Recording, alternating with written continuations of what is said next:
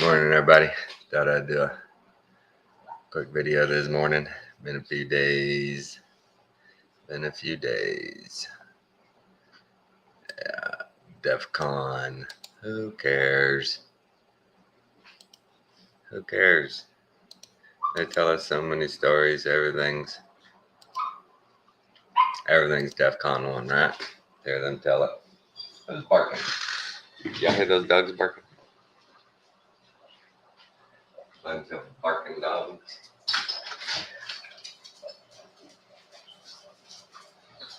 I know I got dogs everywhere. You just call us Muttville. Muttville. That's all we are. Oh, I don't know if my audio's any good. I didn't turn on my speakers. Oh, goodness. But it is it is a very unique time to be alive.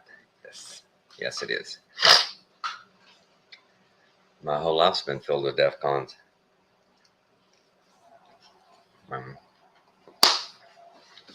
Since I was a kid. I mean, geez, I was born. Vietnam was going on.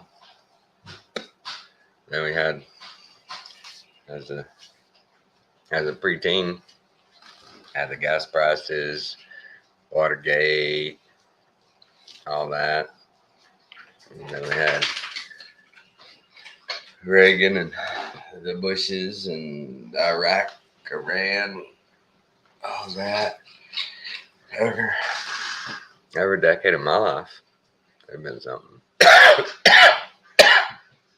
Excuse me. We have not been immune.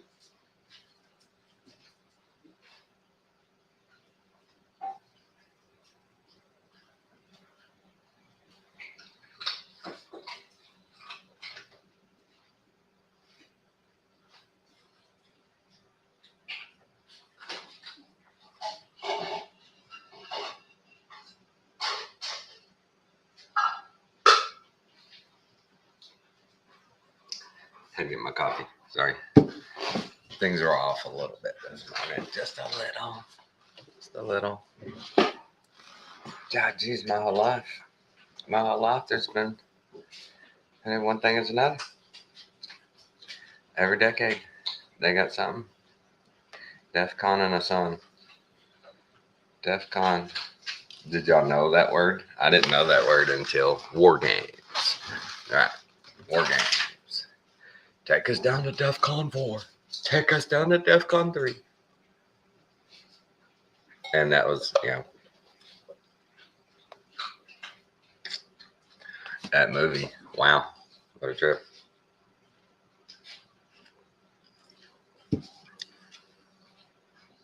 What a trip, right? War Games. Would you like to play a game? They introduced us to AI in that movie. What was his name? Whopper. The Whopper. And then they sold us how many Whoppers?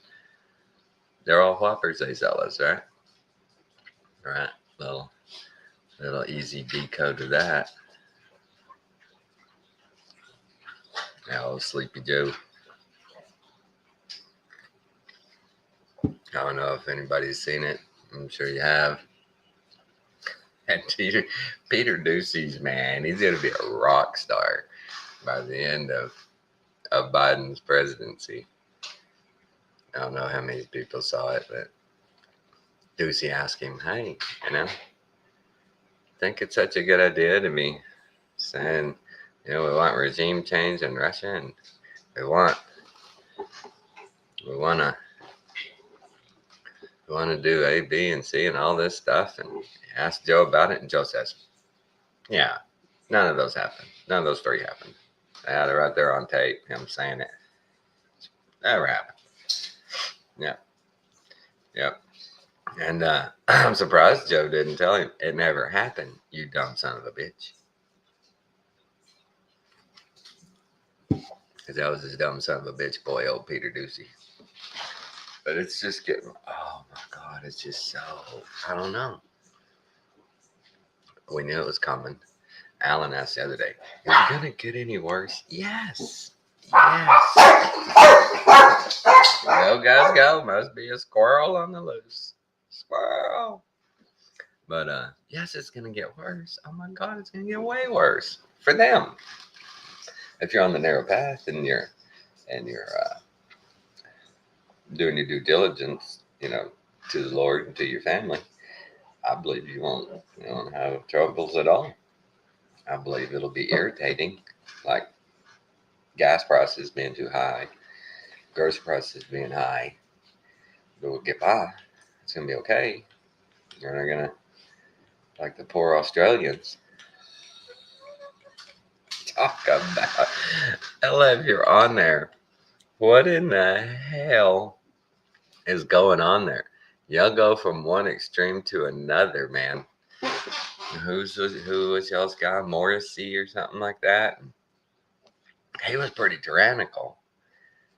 But y'all just voted in the radical left climate change people, man. You can't you can vote in anybody but them. Hell, the LBGT, it don't matter, anybody but the climate change. You think things are bad now? Ooh, let those climate change people start making some policy for you. Oh, baby. Y'all saw the guy? I don't know if how many seen it, but the dude on the World Economic Forum a couple of weeks ago says they're developing a personal carbon footprint tracker. Very exciting. Very exciting. They're going to attach, it's going to happen in Australia. They're going to attach you people with a personal carbon footprint calculator. And when you go one carbon credit over, no more food, no more water, no more transportation until you drop your carbon footprint. You got to save the planet. That is so crazy that we've been duped.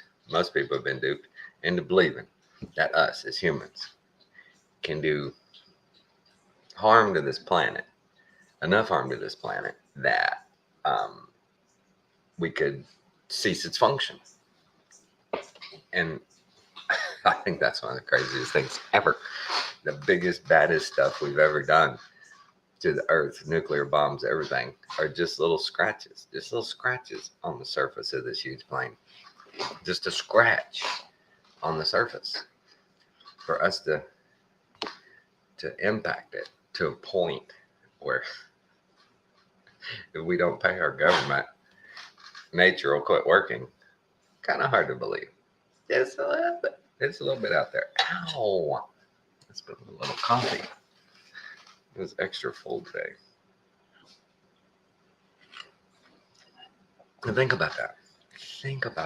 That people believe that if I pay a carbon tax, the government's going to take my money and they're going to fix it all. That's what they said with income tax, right? They're going to take my money and they're going to fix everything with it. And then they said the same thing with Social Security. I'm going to take your money and you're going to be able to retire on it. So you don't have to worry about anything. And then, hang on. I got a muff.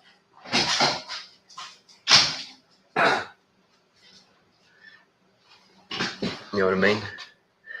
I can't believe people are still falling for that old song and dance. Send us your money and we'll fix the world. Hey, friend. What's up?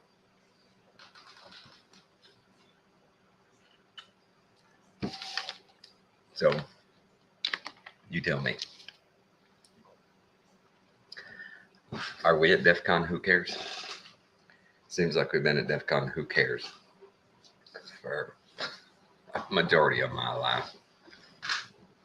The majority of my life.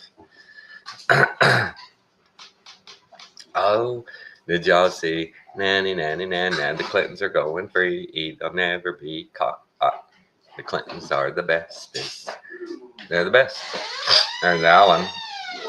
I'm live streaming. Put your clothes on. Oh, man. I didn't know. Yeah, I'm live streaming. You come rolling in here like a hobo in Walmart. We ain't going to go over that.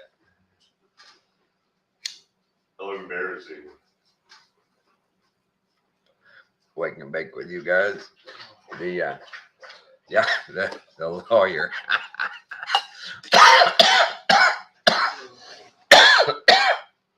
And I told Alan.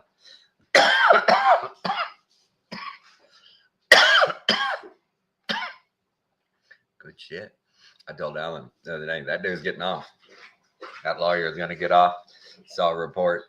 This insider in DC says, well, the jury selection was quite contentious on this this particular case. And I think he's the only one they're trying in DC courts. But he says it's quite contentious here with this DC jury. And I told Alan when I heard that, I said, done. He is not going to jail. He's going to find him not guilty. And they did. And that puts that buffer between the Clintons. That was that first line of defense. Now, they're free and clear. You ain't going to find nothing on them now. That was the linchpin. That was the number one dude. And it's just not going to happen. When you're the queen and king of corruption, you got allies everywhere, even the people. That's what's crazy. As a grand jury indicted him, all that has to go before a grand jury. Grand jury looked at it and went, yeah, take him. Yeah, take him to court. And then the jury let him off. That's crazy. I got grand jury this morning, and most every case they've ever presented to us.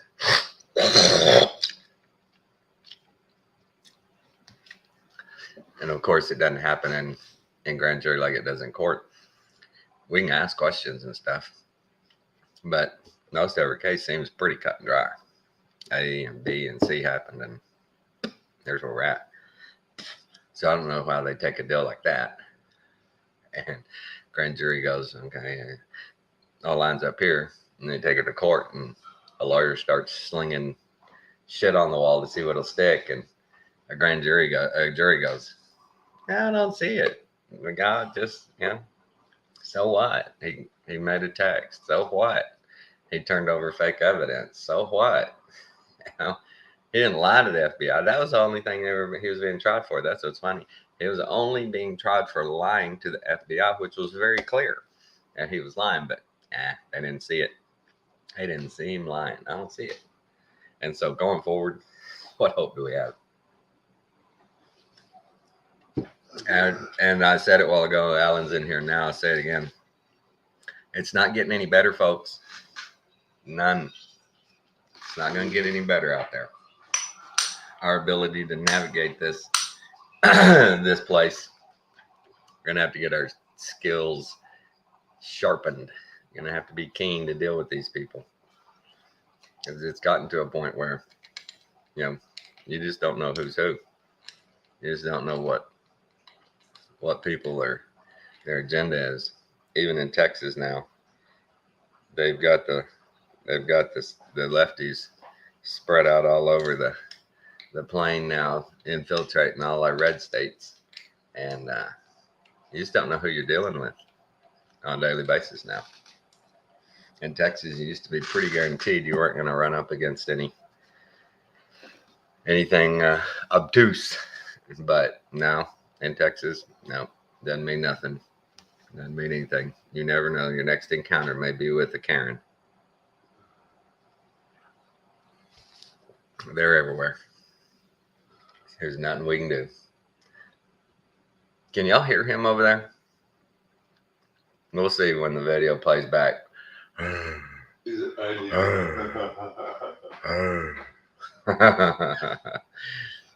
He does it every morning when he gets up. I can hear him come out of the garage out there.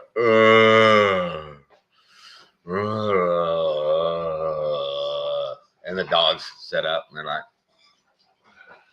what was that? I was just waking up, Tommy.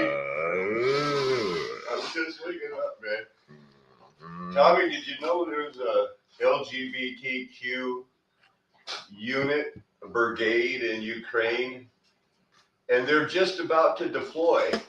Nice. When they have all of these other units that are holding up signs saying, "We quit, we don't have any backups, quit sending us to the front." LBGTs are going the in. LBGTQ, they showed a picture of their barracks and they're all nice and tidy and they've got a new thing. They're called the unicorns.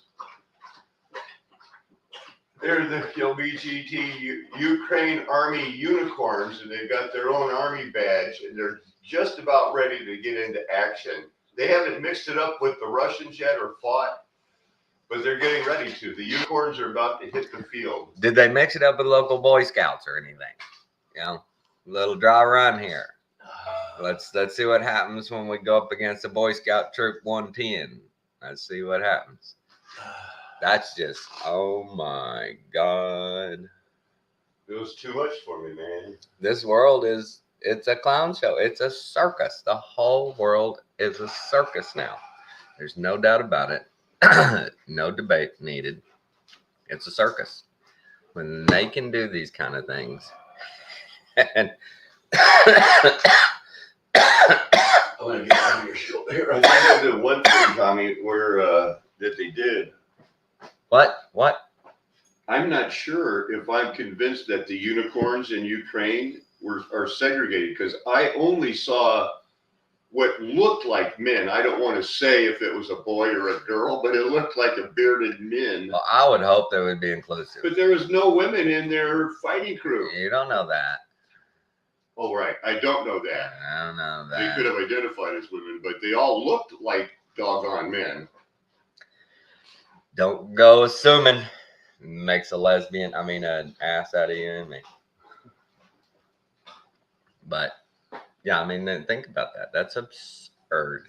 It's just, and words have been just so distorted. They've taken words and, like in The Princess Bride, I don't think that word means what you think it means. You know, because they're using them all wrong now. And we're the dummies. They get us like we're idiots. But what? Are you kidding me? What did I do wrong? Isn't it weird? Doesn't it feel weird?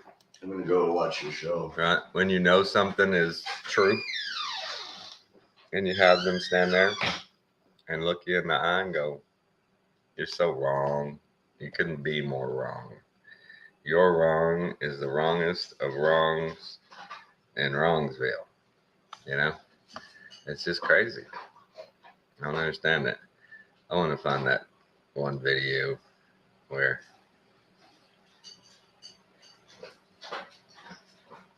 he asked old Joe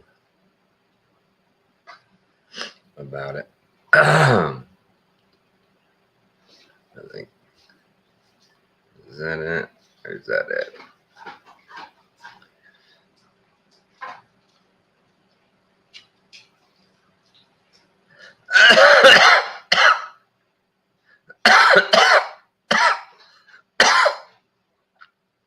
Is this it?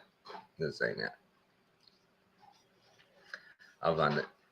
I know it's terrible when somebody's doing a video and they do this kind of stuff. They go looking for a video. I should have been prepared. I agree. But I think I got it right here.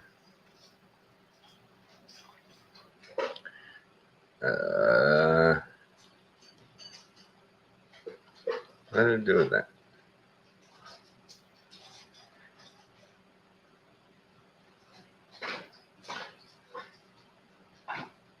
Which one do I want to play? Well, I'll play this one first.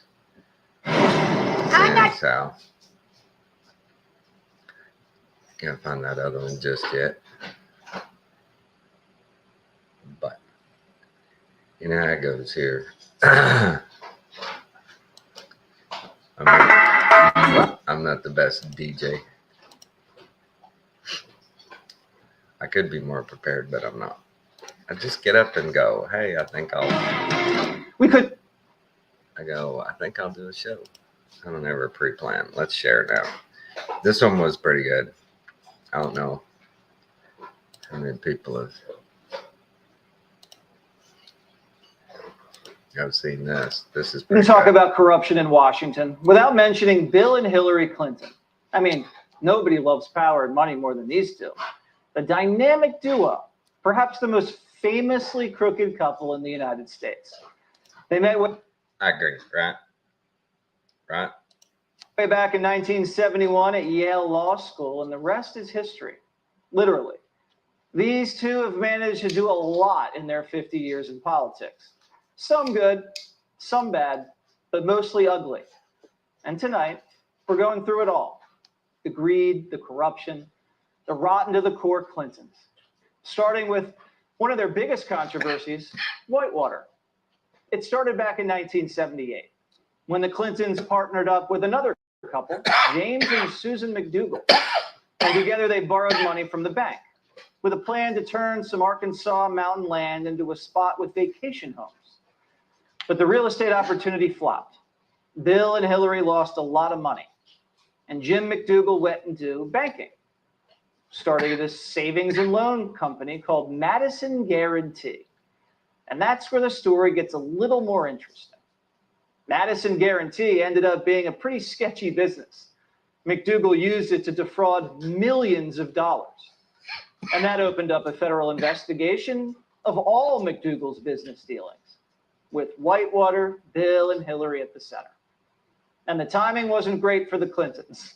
The investigation blew up in But look at this. They tried to stop the Whitewater investigation, and Stephanopoulos here, he's a major head with ABC, CBS, one of those now. And so that goes to prove to you, none of these people ever are held accountable.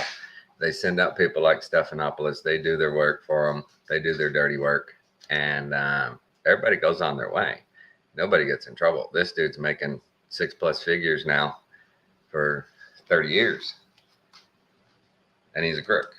1994, while Bill was in the White House. A key witness alleged that Bill pressured him into giving an illegal loan for the Whitewater deal. And according to Vox, other allegations swirled about the Clintons and Madison, including claims that McDougal used Madison funds to pay off Bill's gubernatorial campaign debts in 1985. No.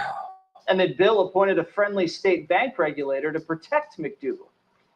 A lot of sketchy spending, a lot of missing details, and a lot of corruption. Here's Bill on CBS in 97. This thing's been going on for over 3 years. Tens of millions of dollars have been spent. And there have been, by the way, 2 federal reports by independent agencies saying that what I said and what my wife said in the very beginning of this was true. How do you like that? 2 different. Every time I hear things like that, 2 different investigations, 2 different inquiries, whatever. The thing comes to my head, first thing pops to my head. These guys get on the phone, call up a bunch of their lawyer friends. Dude, you want to make a couple of million over the next year and help me out here? Sure. All right. We're going to set up a committee. All right, let's do it. And they go on, like he said, 3 years. And those people just making millions. And in the end, Bill was right. Why didn't you just listen to what Bill and Hillary said in the beginning? They were right. You know, what do? What do you do? Bill and Hillary, squeaky clean. That we were not involved in running the savings and loan, that we lost money on a real estate deal, and that this whole inquiry is going after 2 people who lost money on a real estate deal made almost 19 years ago now. The thing about the Clintons is that they always seem to weasel their way out of trouble. So while other people went to jail for the fraud scandal, the Clintons didn't. And Bill kept running the country. Which brings me to this, Travelgate. In 1993, not long after Bill took office, he fired a handful of longtime White House employees working in the travel office. It was a pretty questionable decision. But like most things the Clintons do, there was an ulterior motive. Turns out Bill and Hillary wanted to make room for their buddies. You know, take the cronies from Little Rock and move them to DC. Well, that raised some ethics concerns, and it didn't sit well with America. The New York Times reported back in '93 that over the course of several embarrassing days, the White House was forced to retreat, rehire 5 of the 7, investigate its own actions. So most of the fired employees got their jobs back, and all was well. But not really. Bill's time in the White House was just the start of the Clinton correction. Enter the Clinton Foundation, the mother of all money schemes. They established the nonprofit in the 90s with the goal of helping others. At least that's what they told us. But it doesn't really always. Can you guess the numbers? The way the distribution of monies fell in the Clinton Foundation. This is great. Look that way. Back in 2015, the Federalist reported that between the years of 2011 and 2013, the Clinton Foundation spent less than 10% of its budget on charities. That's odd. So we have to wonder, where in the world did the rest of the cash go? Well, I'd like to point out what Vox once reported. At least 181 companies, individuals, and foreign governments that have given to the Clinton Foundation also lobbied the State Department when Hillary ran them. Think about that right there. 181 different while she was at the State Department. Now wait till this next stat comes up. You're going to love this. The place. It sounds like the so-called charity was double timing as the Clinton slush fund. And this wasn't the only time Bill and Crooked were accused of using their political stature to make money. In the book Clinton Cash, Peter Schweitzer writes this: of the 13 Bill Clinton speeches that fetched $500,000 or more, only 2 occurred during the years his wife was not. Think about that. Only 2 of his 13 did he get $500,000 for a speech. Only twice did it happen when she wasn't in office. All the rest of them.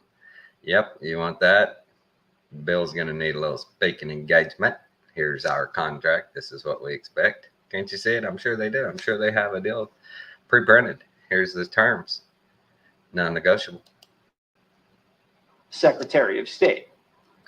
It sounds a little odd, right? I mean, that's a lot of money for a speech. And we can't ignore the timing. These big payouts mostly occurred while Hillary was Secretary of State. Almost makes you wonder what was really happening behind the scenes. And I'm not the only one asking questions. The pricey speeches have been raising eyebrows for a while. Hillary tried to explain it back in 2014. Now, this is one of the biggest lies ever. Look at it. Look at her face when she's saying it. She can't hardly get it out. It has been reported you've made $5 million. Sorry. Too poor. Making speeches, the president's made more than $100 million. Well, if Well, if this is great. Well, he made $100 million. you have no reason to remember, but we came out of the White House not only dead broke, but in debt. And your pocket's full of stuff and priceless art. You didn't leave broke. Bill has worked really hard, and it's been Bill amazing works to me. hard. He's worked very hard. Do you think Americans can understand 5 times the median income in this country for one speech? Well, let me put it this way. I thought making speeches for money was a much better thing than getting connected with anyone. It's better to get paid $500,000 a speech and go, it was a good speech. He deserved it. Than get involved with one single entity or a position. Yeah. One group or company, as so many people who leave public life do. Nobody's buying that. The Clintons have been, always will be, all about the money. And they don't care how they get it, even if it means selling out the country.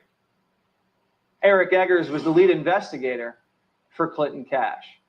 I mean, I didn't even remember that. $100 million for speaking engagements.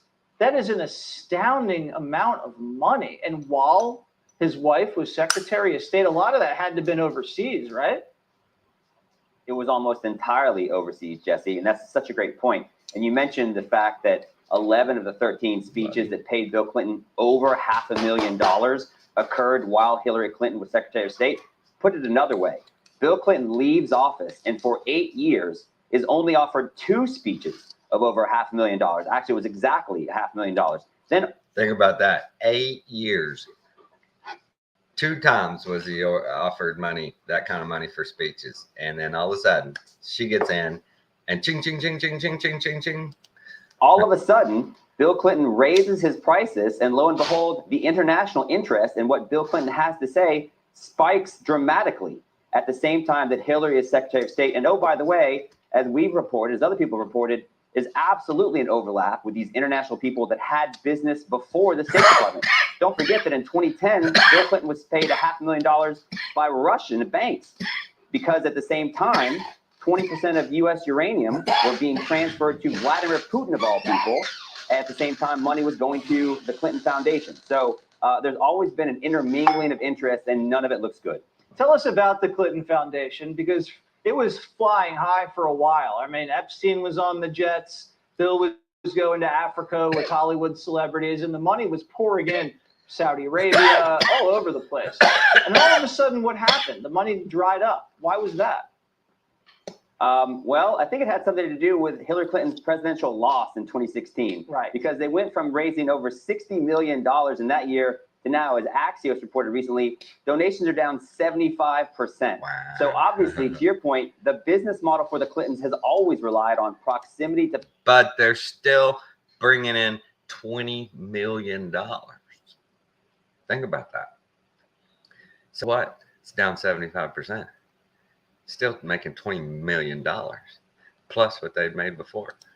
Power. And when the Clintons don't have it, no one wants to talk to them, or certainly no one wants to give them money. And that's got to be bad for business for the Clintons. It's one of the reasons why they recently came out and said, all of a sudden we're offering leadership classes now through Masterclass. The Clintons may not be broke, but they don't have the money coming in through the Clinton Foundation slush fund anymore. And so they're course correcting. How Can you believe that? The Clintons doing a master's class. I should get to do a master's class if they get to do a master's class. You know? I mean, come on. What's Bill gonna do? How to pick up chicks at a carnival? You know? What's Hillary gonna do? How to forge government documents? How to bribe? How to pressure? I don't know, right? What skills do they harbor that are worth money that people should pay to watch them or listen to them? God, that is just sad. It's sad. Look at this world. It's crazy. Just crazy. But I thought that was interesting. And, you know, that's one of the few that's one of the few ways you can show stuff like that is by letting somebody else do it and you know, commentate on it and hope they don't take your channel down for it, because it's not cool. It's not cool. I wish I could find the other one. Where was that other one?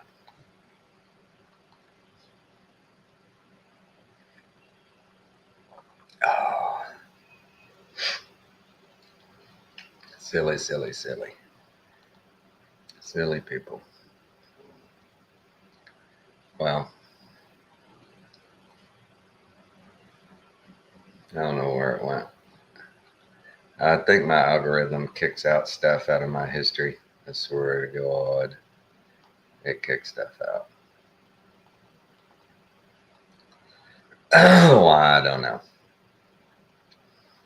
Oh, this is one of my favorites. This guy is a peach, man. This guy is a peach.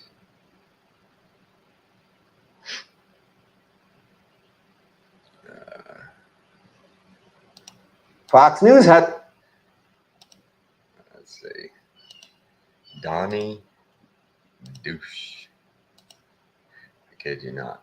That's the guy's name. Some new polling out about what's going on with Biden and Hispanics. It's super interesting. President Biden's approval rating among Hispanic Americans has plummeted to 26%, according to a Wednesday poll from Quinnipiac University. Biden is less popular among Hispanics than any other demographic, including age and gender, the poll found. The same Quinnipiac poll conducted last year put Hispanic support of Biden at 55%. Biden has been consistently hitting new lows in the poll for nearly a year. Young Americans and white men also have low approvals for Biden at 27 and 29% respectively. The president's highest approval ratings are among Americans older than 65 and Black Americans at 45 and 63% respectively. Black Americans are the only demographic in which Biden has a positive approval rating according to the poll. So first off, let me talk about that part. The 63% Black approval rating for Joe Biden, to me, is just because they have confused people because of the lunatics at MSNBC and the crazy Joy Reids and the endless screaming that somehow Republicans are racist. If the Democrat policies of big government and handouts and welfare and all of these things work, then why are people still in welfare? Why do we have this generational stuff, right? Read a Thomas Sowell book, you'll get it. But they are losing, and they are losing terribly, and they're fueling it themselves because they always double down. When is the last time you saw a liberal or a Democrat? Hey, boy, maybe we're doing some of this wrong. Maybe we should rethink some of this stuff. Maybe not all of our opponents are crazy racists. Maybe some of our big government policies, maybe punishing people for success by taking more of their money just so we can put it into government programs that don't really do anything. Maybe some of this doesn't work, and we should look in the mirror for a second and come up with better policies. Well, they never do that. They always double down. And this video I'm about to show you, this is from the televised mental institution of MSNBC.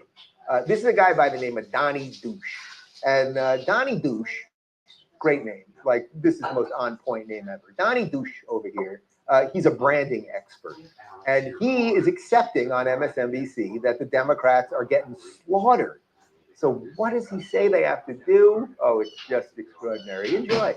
What is the best way to push back on this hatred? What's the best way to push back on this conspiracy theory that's based on a Jewish international banker? I mean, it is so anti-Semitic. And of course, they've slotted George Soros in there, trying to make the country like browner and blacker. What's the best way for people to push back on that lie? You take this heinous platform and you make the Republicans own it. I want to say it again, make the Republicans own it. Every Republican politician, every Republican candidate, ask them about it. Make it, because they can't run from it because it's part of who they are at this point, as disgusting as that is. But make it the Republican replacement theory. Mainstream it, because this is the way you have to scare. We don't have the economy on our side as Democrats, so you have to scare the bejesus. You have to scare the bejesus out of people. You gotta label them. You gotta hang this racist thing on them. You have to. This is their deal, man. And this guy, he's a marketing guy. He tells you what's gonna sell, and you gotta label them. You gotta label them. That's great. That's just great. Well, Kathy's heading to work. I gotta get my gardening done this morning. Just thought I'd do a quick little video. Everybody, you know what I say. God bless, good discernment, good vibrations. Love y'all.